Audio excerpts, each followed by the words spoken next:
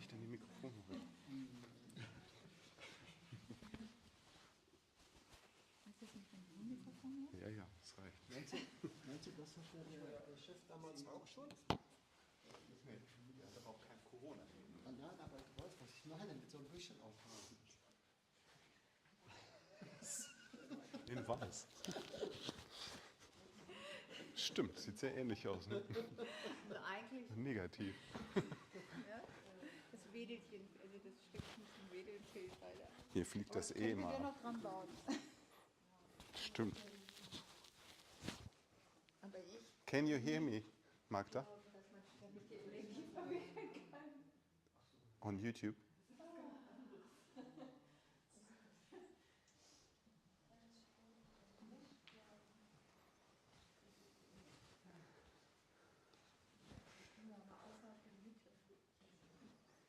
Kann ja nicht gut haben. Aber typisch japanisch außerhalb.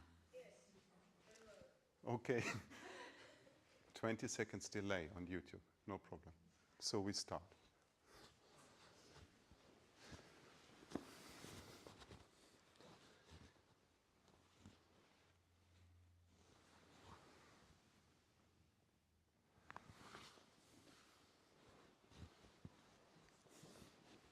Onegaishimasu.はい。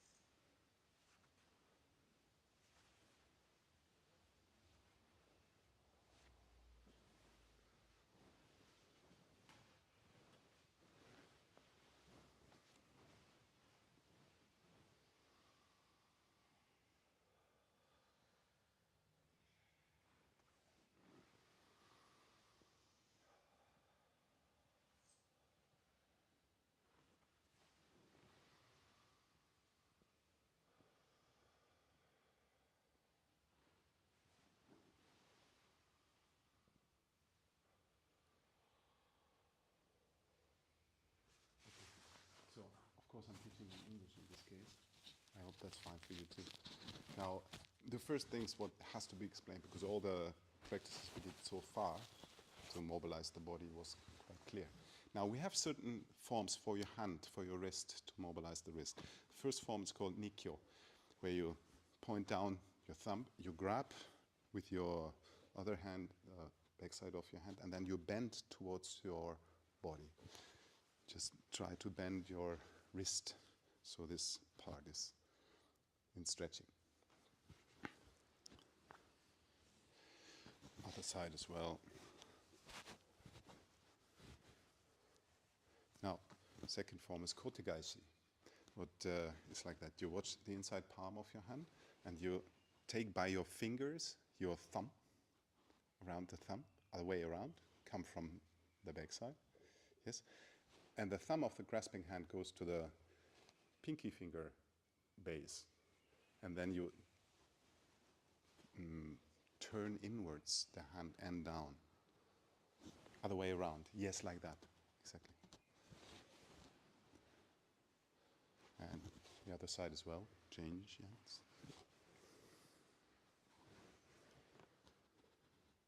Okay, there's several forms of Sankyo, the third form. Again, in this case, we do it like that, so the inside palm faces to the front. You grasp the pinky edge of your hand and twist the palm towards the roof, and then put the elbow up. So you actually twist all of the hand in this position. And the other side as well.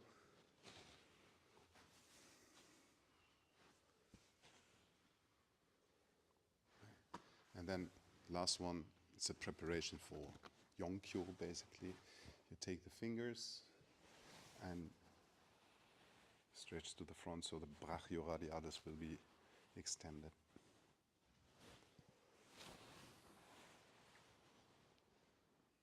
And the other side too.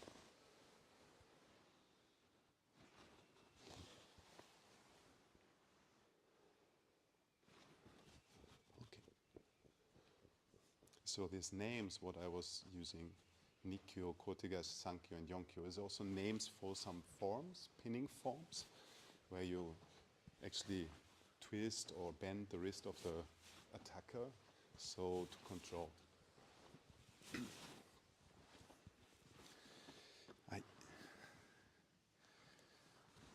All right, so it's been 3 weeks since we met the last time on Monday, and also the YouTube friends and followers. Let's see, there's some more guests. That's good.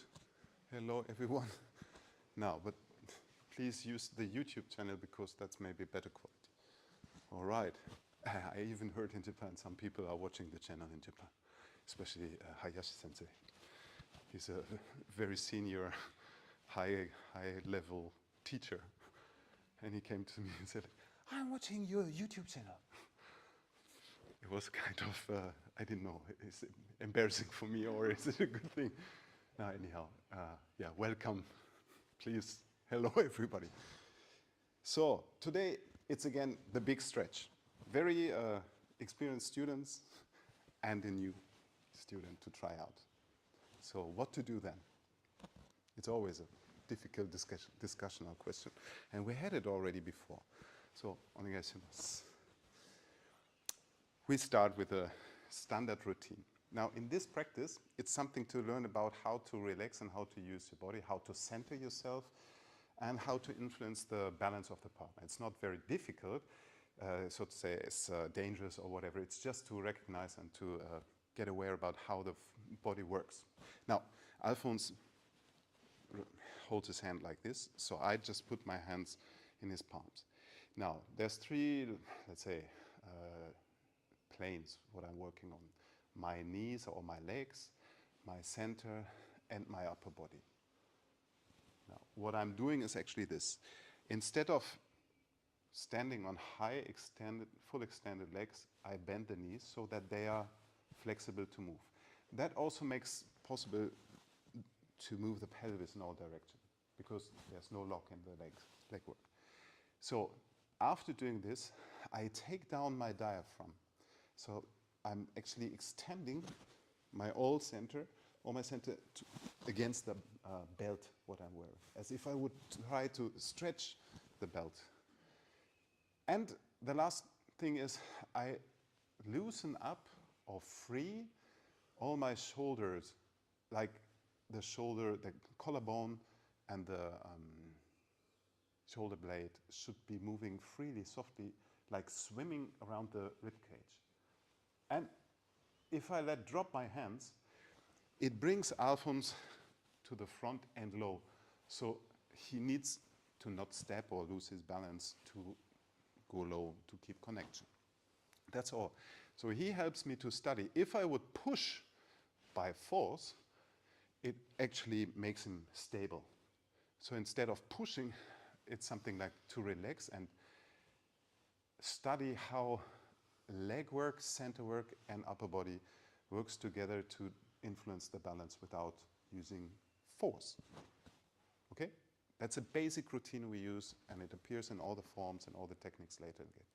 So let's try that. Hi.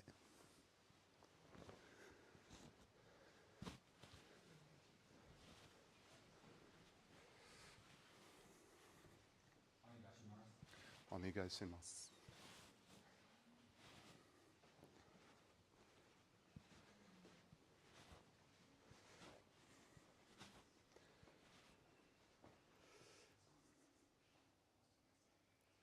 Okay, I'm just checking. There's a lot of Marcos. Hi, everyone. Watch YouTube, please. We're streaming.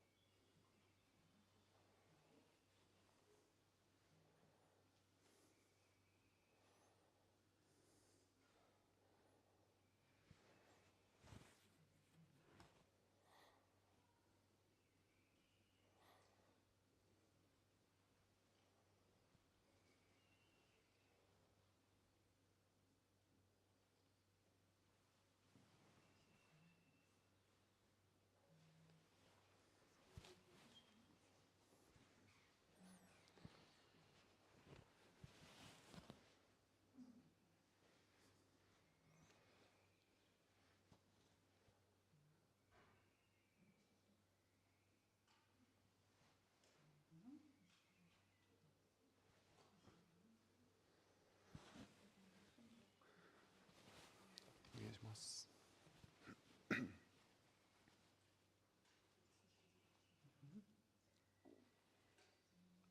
Die Ellbogen.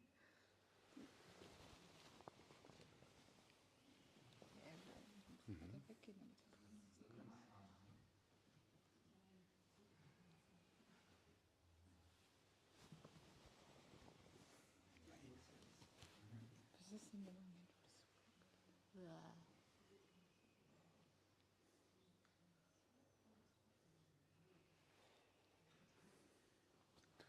Wenn das blockt, ist es das. Anstatt die frei zu machen. Ja. Also du lässt die Handgelenke früher los. Auf jeden Fall.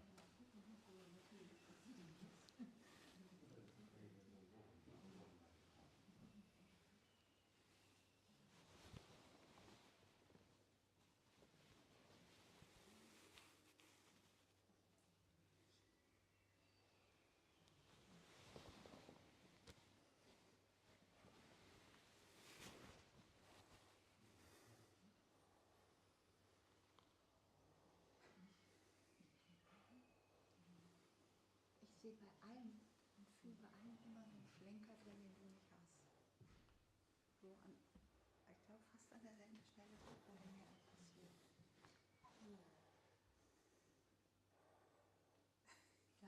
Ja. Da bin ich immer geneigt, das zu übernehmen. Wenn er das versucht bei mir, das zu übernehmen. Das kann ich nicht, weil da ist nichts bei dir. Wenn du es versuchen würdest, holt er sich selbst in die Stabilität. Genau. Im Prinzip gibt es zu keinem Zeitpunkt Aktivität von den Armen.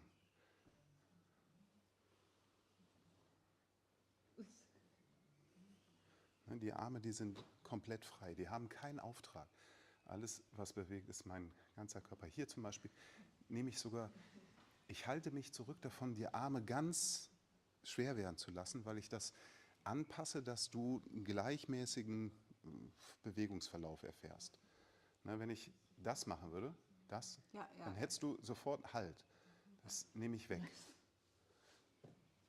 Also die Ellbogen, Handgelenke und Schultern und Schultereckgelenke, Schulterblätter, das muss alles frei bleiben. Das darf zu keinem Zeitpunkt eine Idee haben von Festigkeit. Später kann man durchaus mit Ausdehnung das auch weit machen, aber das ist nicht gegen ihn, dann bin ich weg, sondern das ist von meiner Mitte sozusagen aufbereitet, abgestützt. Das ist natürlich auch ein Effekt, den wir ja regelmäßig nutzen. Aber in dem Fall ist es einfach, die Arme ganz wegzunehmen, ganz frei zu machen.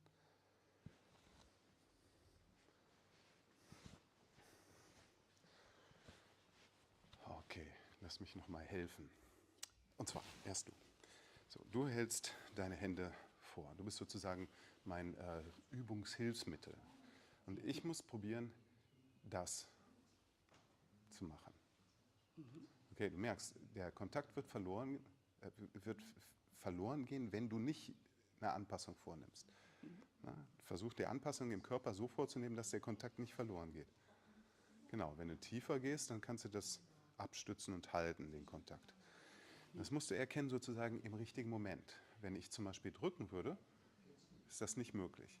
Wenn ich aber das Zentrum und die Arme frei mache, dann kann ich mich hier leicht hinbewegen, ohne dass du es aufhalten kannst. Und du müsstest sozusagen versuchen, dran zu bleiben, um den Kontakt zu erhalten.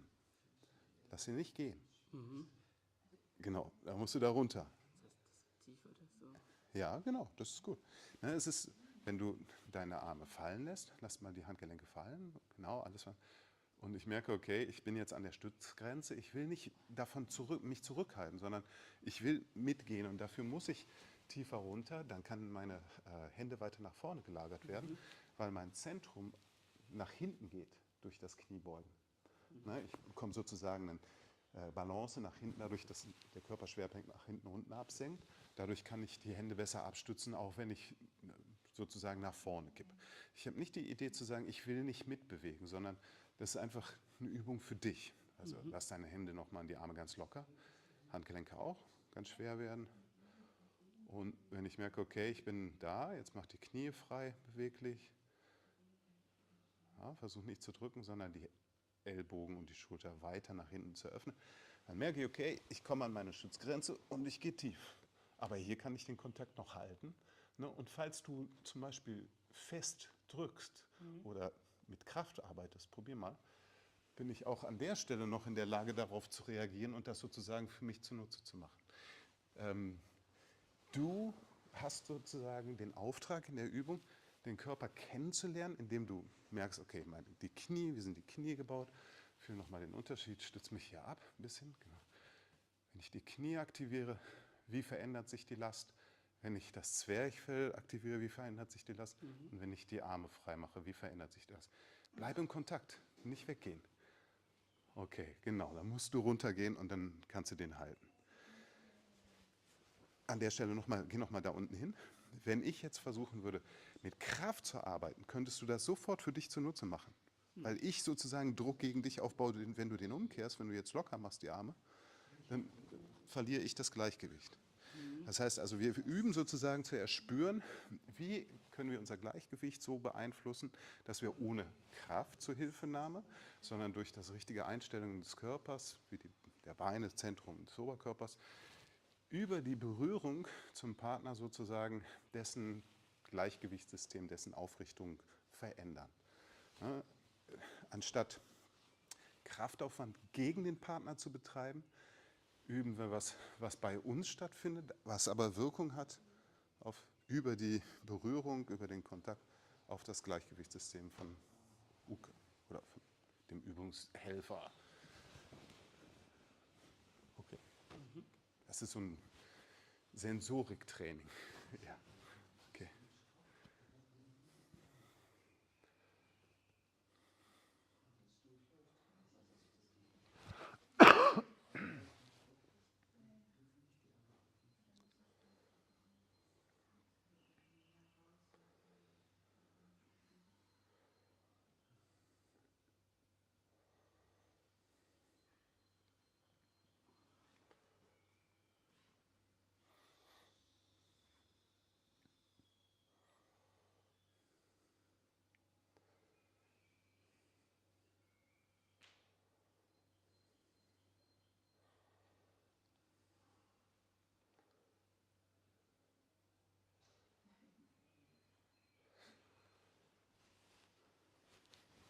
Okay.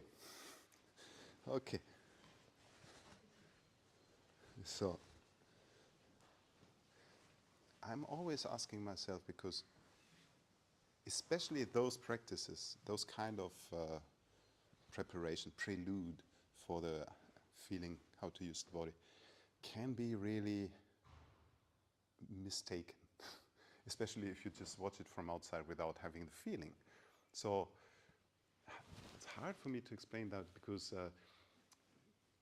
I know Ariga-san, who has done this practice already the past 15 years when he came here, as well as Louis. They have, or other students of Endo Sensei, they would use the same or similar kind of movements to explain something from different angles. I know Ariga-san does this thing a little bit different, or Louis-san as well as me, or other people do different.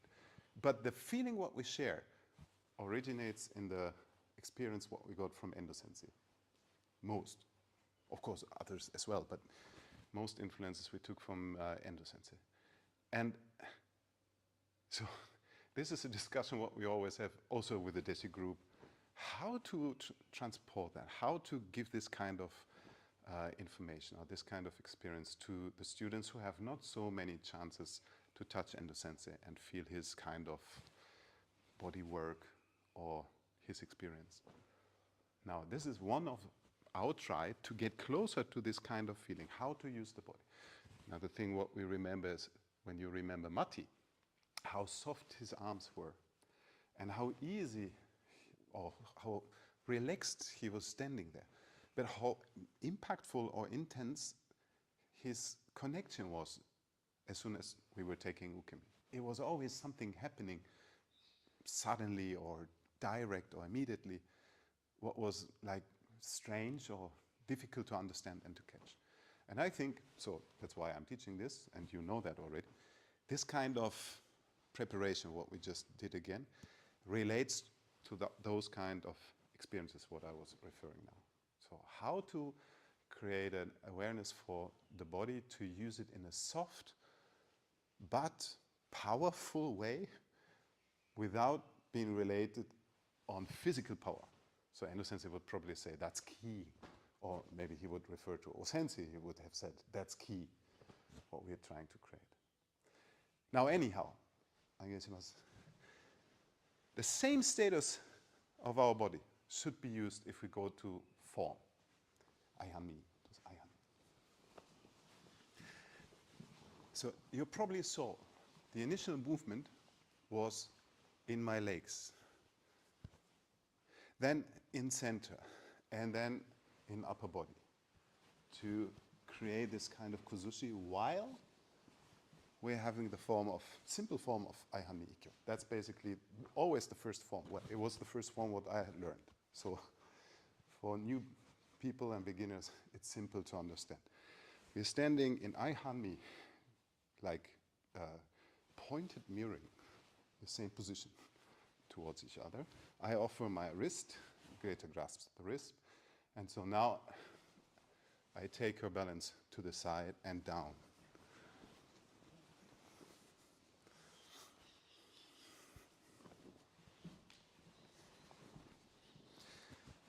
Even for us more advanced students, it's still interesting for me after 30 years to feel, can I really relax and influence, or do I feel somewhere in my body something pushing and stiff?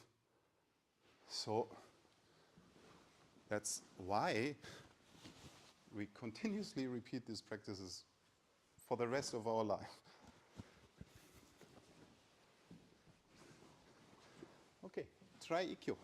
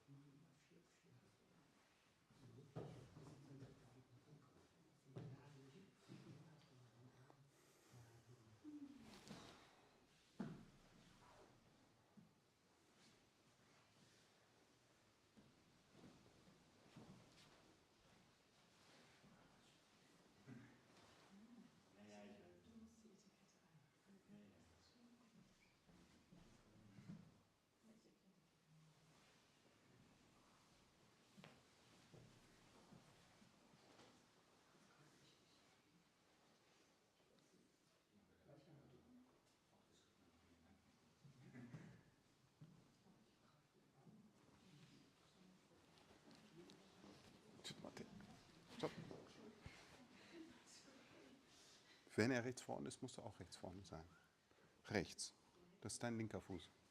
Okay, und dann. Ja, natürlich. Okay. Du öffnest die Hand zur anderen Seite, kannst deinen Ellbogen erreichen mit der freien Hand und dann kipp ihn hier hin. So. Kipp ihn in meine Richtung, weil da hat er keine Stütze und knie dich runter. So kommt er auf den Boden. Genau. Josef sagte schon, das Ikkyo ist die Aufzählungsform erste Form, heißt das übersetzt, und beschreibt die Technik, die damit endet, dass man den Partner auf dem Boden in Bauchlage fixieren kann. Das ist sozusagen die Aufgabe. So, Fixation oder Pinning würde man auf Englisch sagen. So dass er nicht mehr aufstehen kann. Das sind eine Gruppe der Techniken im Aikido verlaufen so, dass der Partner in Bauchlage kommt und da kontrolliert wird. Und die andere Gruppe der Techniken sind Wurftechniken, wo er sich abrollen muss, rückwärts fallen oder vorwärts abrollen muss. Greif mal bei mir. Jetzt gebe ich dir die linke Seite vor. Ja, du greifst mit links mein Handgelenk. Okay, und ich nehme dich auf den Boden, um dich da zu halten. Andere Seite nochmal. Genau, die rechte Seite. Rechtes Handgelenk. Ich kehre meine Hand so um, dann komme ich an deinen Ellbogen, weil der Arm über das Schultereckgelenk zu deiner Wirbelsäule verbunden ist und du zwar in dieser Richtung stabil stehst, aber nach da nicht, kann ich dich kippen und dann ablegen. Das ist alles sozusagen. Und das kann man 280.000 Mal üben und dann entdeckt man viele Kleinigkeiten. Also.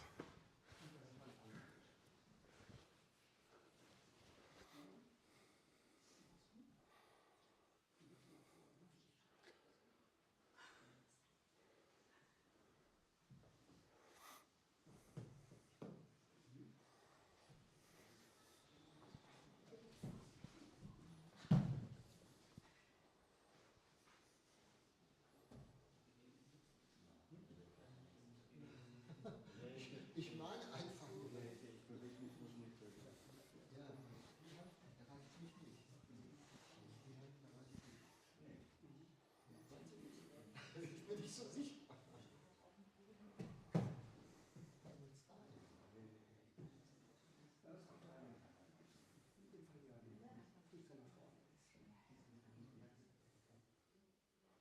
Weiter, genau.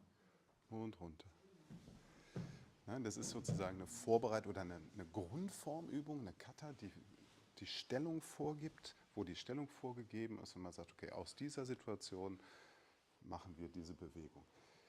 Im Aikido gibt es, haben wir das mal gezählt, es gibt Schulen, die zählen als 16 verschiedene Grundsituationen. Das ist Ai-Hanmi, wenn man mit dem gleichen Fuß voneinander steht. Dann Yaku-Hanmi wäre im Wechsel. Ne?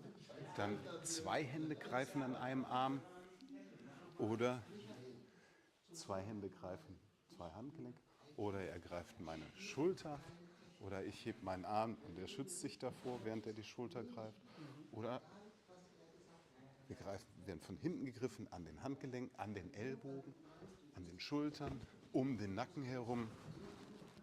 Nee, Würgen. Das gibt es auch. Und dann gibt es perkussive Angriffe, wie zum Beispiel Schläge zur Stirn, Shomen oder Yokomen Uchi oder Jodanski und Chudanski. Das gibt es auch.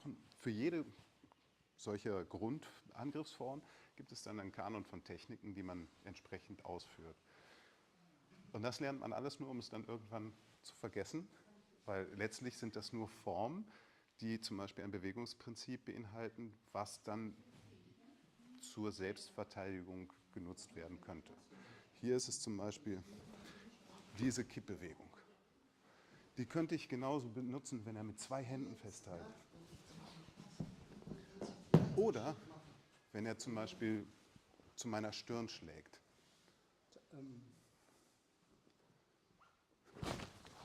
Okay? Also im richtigen Moment quer zu seiner Standrichtung ihn zu kippen.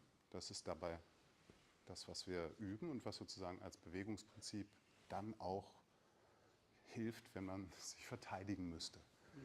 Und jetzt in dieser Ausführung machen wir eben langsam den Versuch, in welcher Richtung, von welchem Impuls meines Körpers aus muss ich führen, damit er diese Kippe erfährt.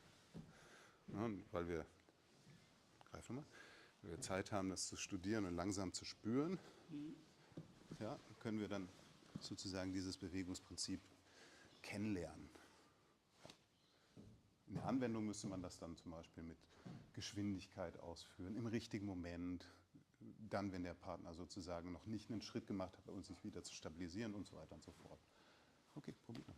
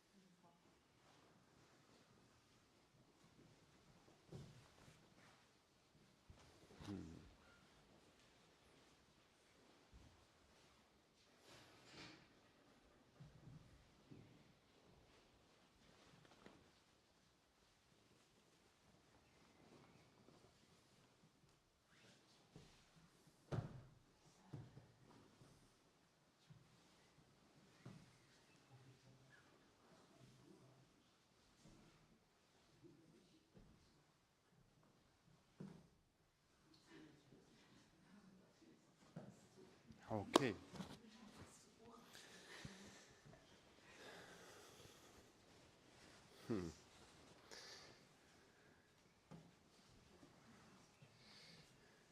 Now, there's a predicament in practicing form.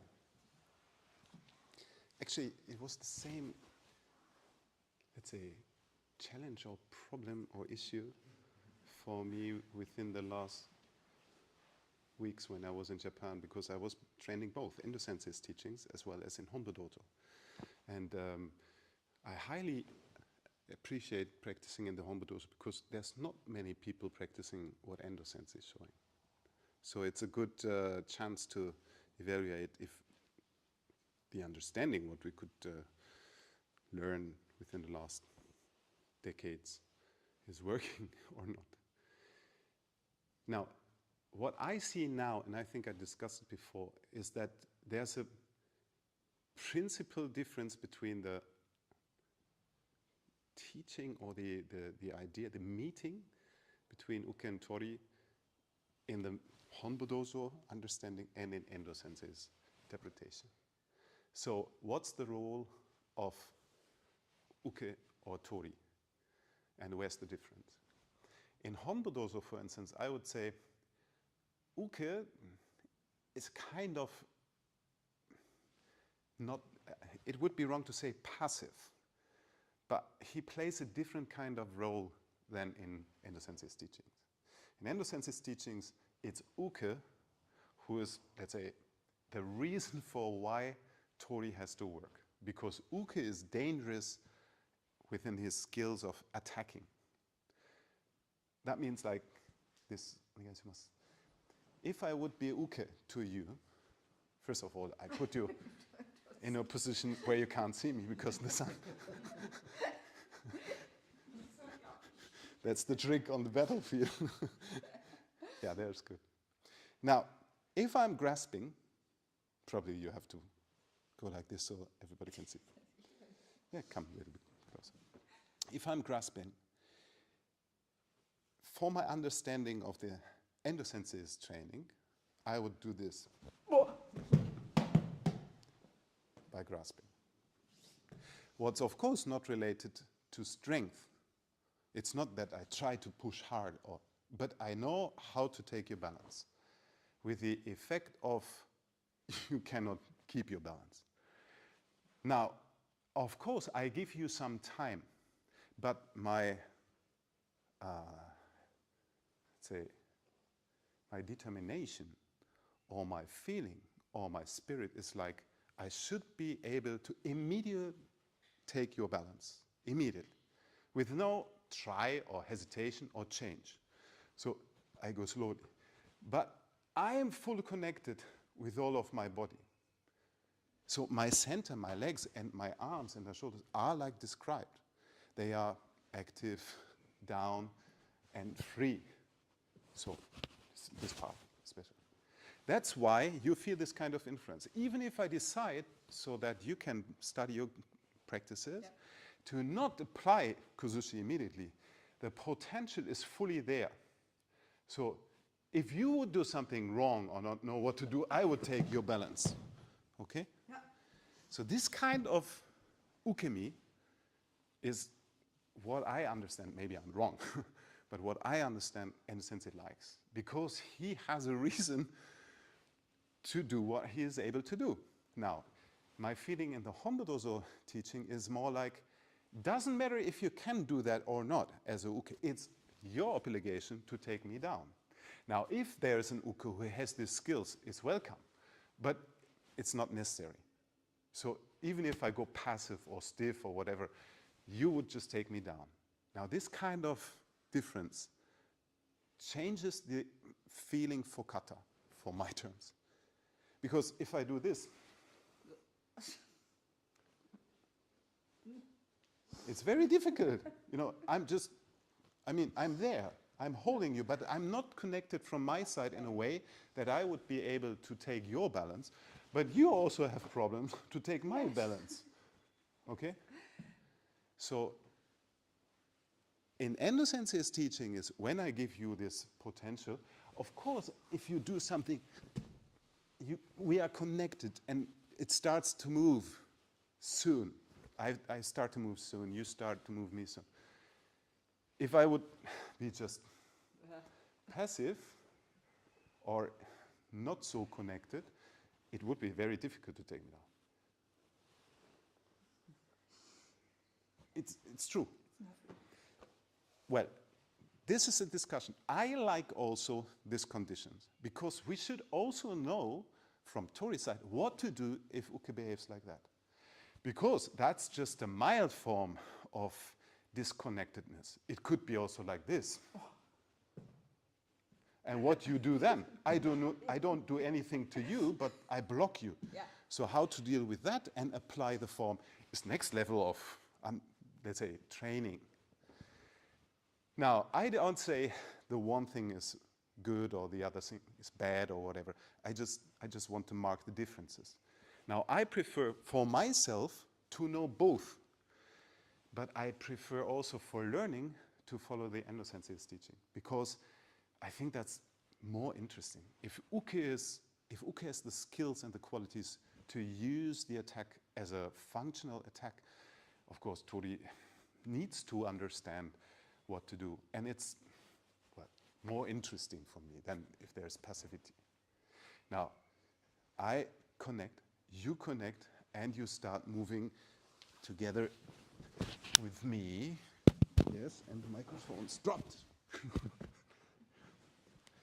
Now, slightly, little by little, I would still do the same. I connect fully with all my skills, and you have to find the perfectly right way, and I will make it, let's say, more challenging for you.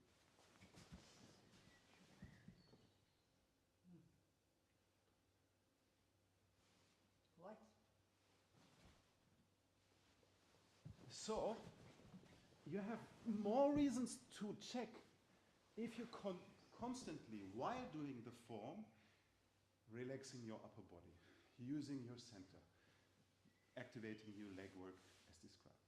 Because sometimes, especially if we are advanced students, we think like, yeah, I know. But then, do we really know? Do we really follow through in this described manners? Or do we stop at some point and are fine? And then we continue and we don't get that. Our shoulder rolls forward, our arms become stiff, our center is not the origin of the movement. And therefore, it sometimes needs this kind of slow down to really check and prove in every little detail. And it becomes more and more and more detailed. Okay. So, as I said, I think that's a predicament in training. On one hand, we want to practice the form. On the other hand, it is just a vehicle for some content. So what is the content what we want to study?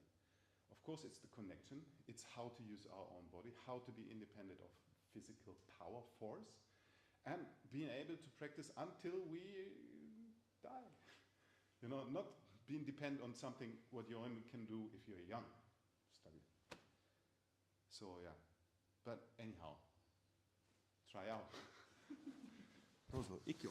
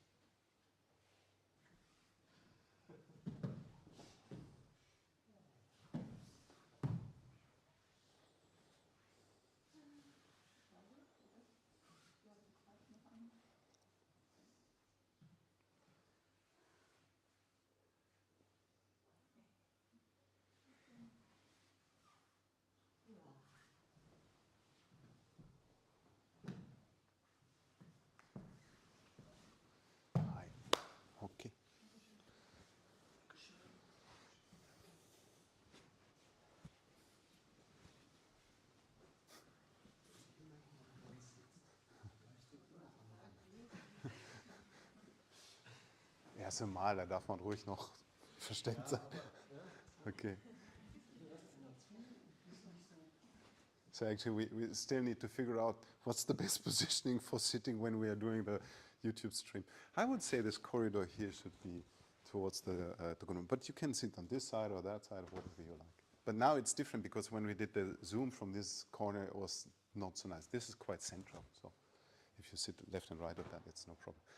And also, I don't know, there is no direct communication possible because I can't see what's going on the other side of the screen. So you can show whatever you want and people can dislike or like it. Okay, so what did I want to say? Now, it was only one form. Did you recognize that I only showed Ikkyo, Omote form? Somebody of you changed already to Ura or something like Ura, but I did Omote waza. Now, as I said before, did you really use the same basic setup for your form as we described? Did you activate your leg work first, then center, and then freed your arm?